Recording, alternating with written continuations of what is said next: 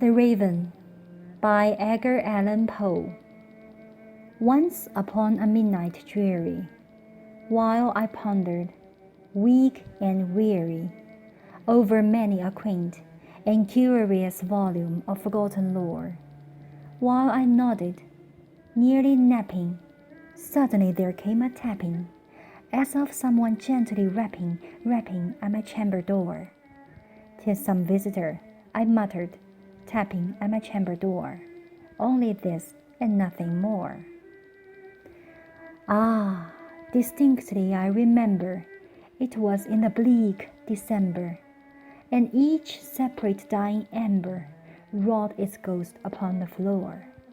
Eagerly I wished the morrow, vainly I had sought to borrow from my book's surcease of sorrow, sorrow for the lost Lenore, for the rare and radiant maiden whom the angels name Lenore, nameless here for evermore.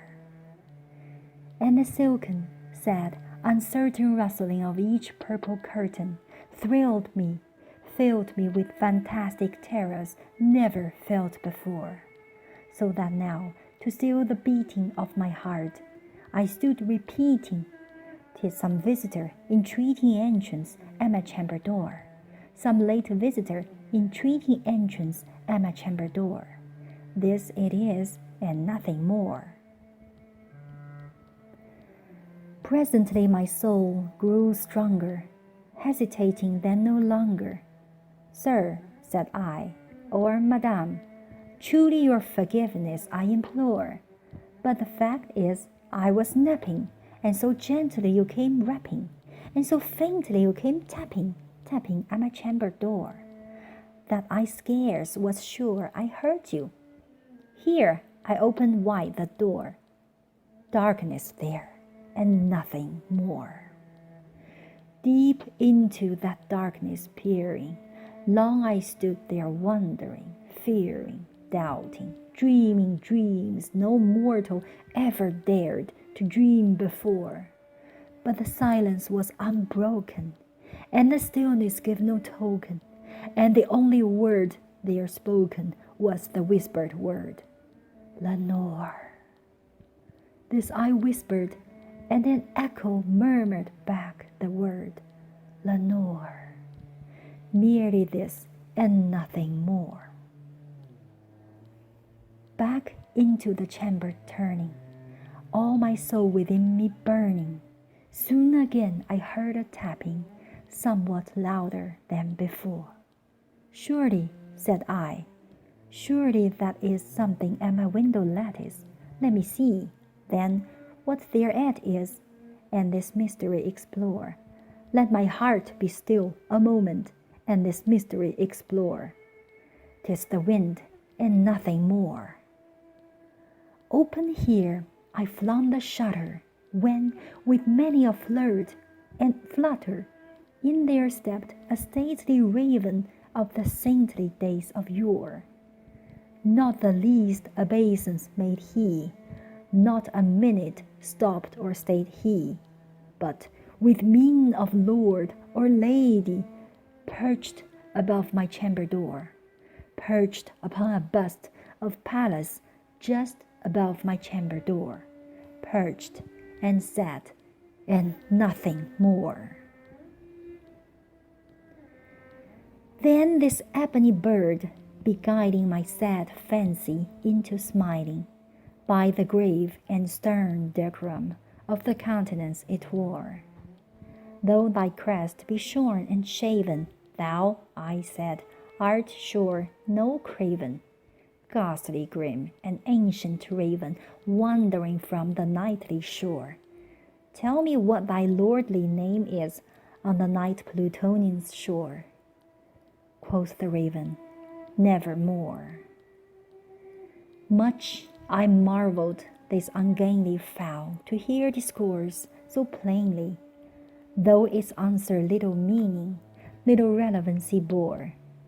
For we cannot help agreeing that no living human being ever yet was blessed with seeing bird above his chamber door, bird or beast upon the sculptured bust above his chamber door, with such name as Nevermore.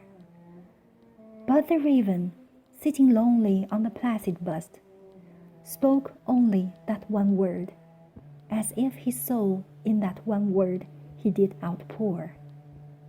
Nothing farther than he uttered, not a feather than he fluttered, till I scarcely more than muttered, "Other friends have flown before. On the morrow he will leave me, as my hopes have flown before." Then the bird said, "Nevermore." Startled at the stillness broken by reply so aptly spoken, "Doubtless," said I, "what it utters is its only stock and store, caught from some unhappy master, whom a merciful disaster followed fast and followed faster, till his songs one burden bore, till the dirges of his hope that melancholy burden bore, of never, nevermore." But the raven still beguiling all my fancy into smiling, straight I wheeled a cushioned seat in front of bird and bust and door. Then upon the velvet sinking, I betook myself to linking fancy unto fancy, thinking what this ominous bird of yore, what this grim, ungainly, ghastly, gaunt, and ominous bird of yore meant in croaking, "Nevermore."